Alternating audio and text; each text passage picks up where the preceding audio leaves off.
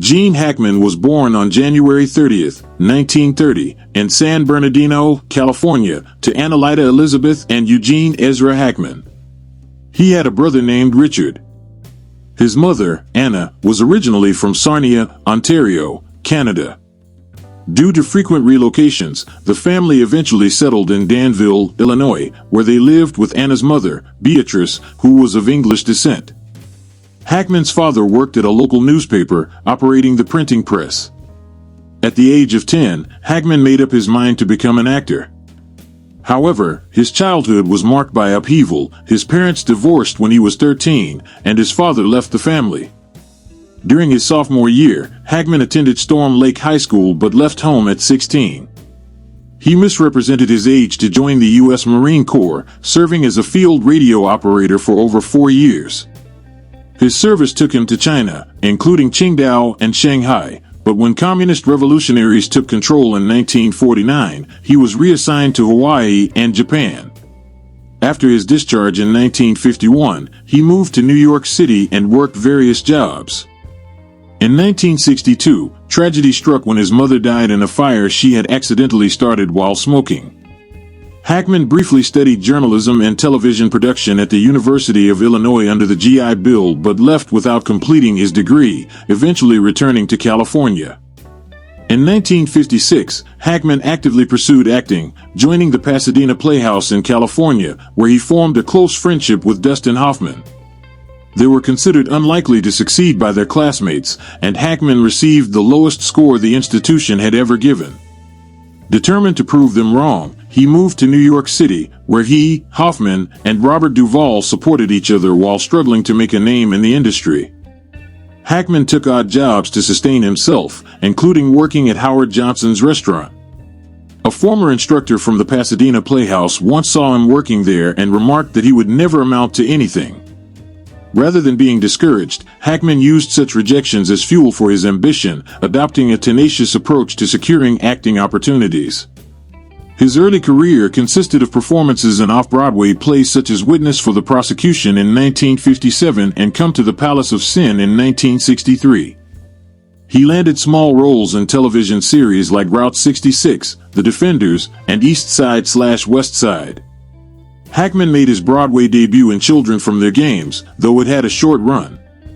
However, he found success with Any Wednesday in 1964, which helped him transition to film.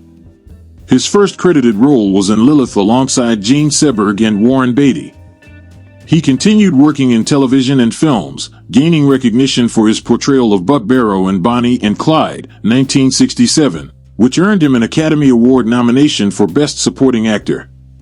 Hackman's career continued to rise as he took on roles in films like I Never Sang for My Father, 1970, where his portrayal of a strained father-son relationship earned him another Academy Award nomination. His big break came with The French Connection, 1971, where he played Detective Jimmy Popeye Doyle. His performance won him the Academy Award for Best Actor and catapulted him to stardom.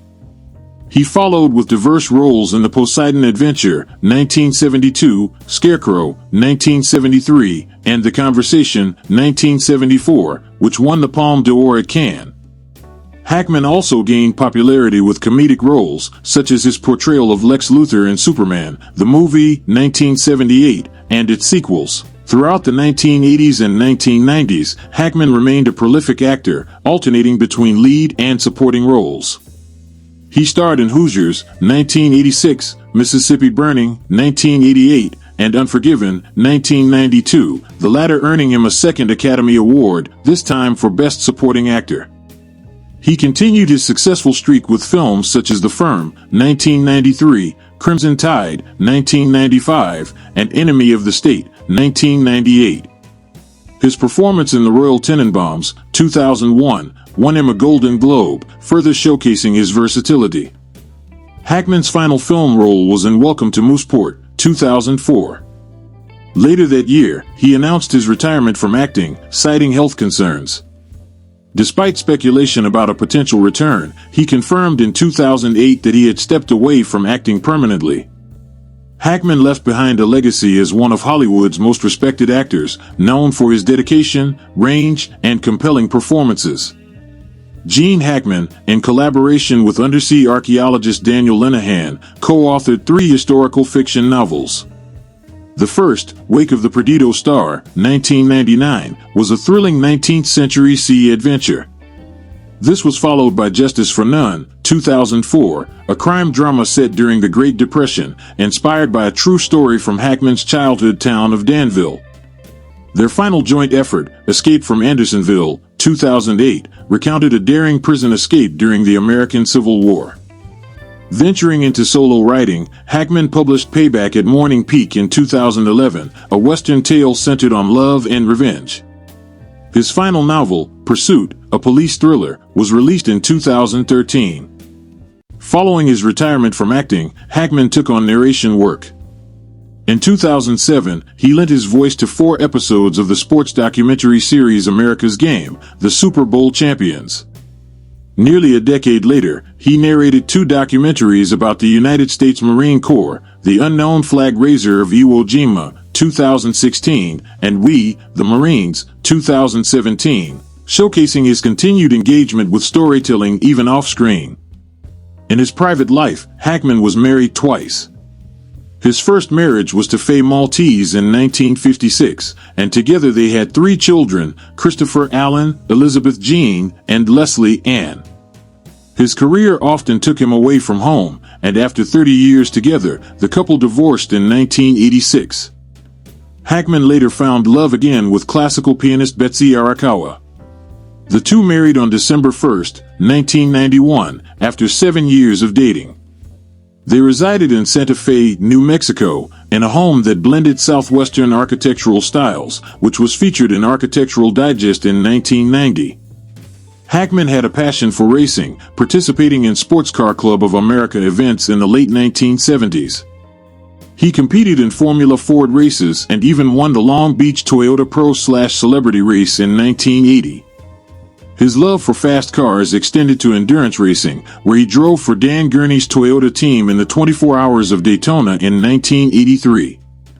A devoted football fan, Hackman frequently attended Jacksonville Jaguars games, having formed a friendship with former head coach Jack Del Rio during Del Rio's college football days at USC. Hackman also had a deep appreciation for architecture and home design. Over the years, he designed and renovated 10 homes, 2 of which were highlighted in Architectural Digest. He admitted to being drawn to the creative process, finding satisfaction in building and then moving on to the next project. Even as he aged, he remained active, frequently cycling well into his 90s. In 1990, Hackman underwent an angioplasty, a procedure to clear blocked arteries. In 2012, he survived an accident when he was struck by a pickup truck while cycling in the Florida Keys. Though initial reports suggested serious injuries, his publicist later clarified that he suffered only minor bumps and bruises. His health, however, began to decline in the years leading up to his passing. In his final months, neighbors in Santa Fe noticed a deterioration in both his and his wife's well-being. On February 11, 2025, Arakawa was last seen at a local pharmacy. The next day, she scheduled a doctor's appointment but never arrived. She passed away shortly afterward from hantavirus pulmonary syndrome, a rare and often fatal disease. Authorities believe Hackman, suffering from advanced Alzheimer's, was unable to comprehend her death and did not seek help. Hackman himself passed away around February 18, with his pacemaker recording abnormal heart rhythms. He suffered from severe heart disease, complicated by his Alzheimer's and kidney disease. On February 26, concerned maintenance workers called security when the couple failed to answer their door. Authorities discovered the bodies of Hackman, Arakawa, and one of their 3 dogs. 2 other dogs were found alive. While no foul play was suspected, an investigation was launched. Carbon monoxide poisoning was ruled out, and on March 7, Hackman's cause of death was confirmed as a combination of heart disease and Alzheimer's. The film industry paid widespread tribute to Hackman following his passing. Clint Eastwood, who directed him in Unforgiven and Absolute Power, described him as a uniquely intense and instinctive actor. Francis Ford Coppola, who worked with Hackman on The Conversation, praised his depth and complexity. Prince William honored him as a cinematic genius, while Morgan Freeman, at the 97th Academy Awards, lauded Hackman's generosity as a performer. Hackman's impact on cinema was profound. The Guardian critic Peter Bradshaw remarked that his death marked the end of American New Wave cinema, calling him the star of every scene he was in. Director Alan Parker, reflecting on their time working on Mississippi Burning, compared him to acting legends Spencer Tracy and Humphrey Bogart, emphasizing Hackman's unparalleled ability to bring authenticity to every role. Throughout his career, Hackman received 2 Academy Awards, 4 Golden Globe Awards, and numerous other accolades. He was celebrated as one of the finest actors of his generation, leaving behind a legacy that will be studied and admired for years to come. In conclusion, Gene Hackman had an estimated net worth of $80 million during the time of his demise. He accumulated this sum of money from his career and business ventures. With that, don't forget to like, share, and subscribe for more videos like this.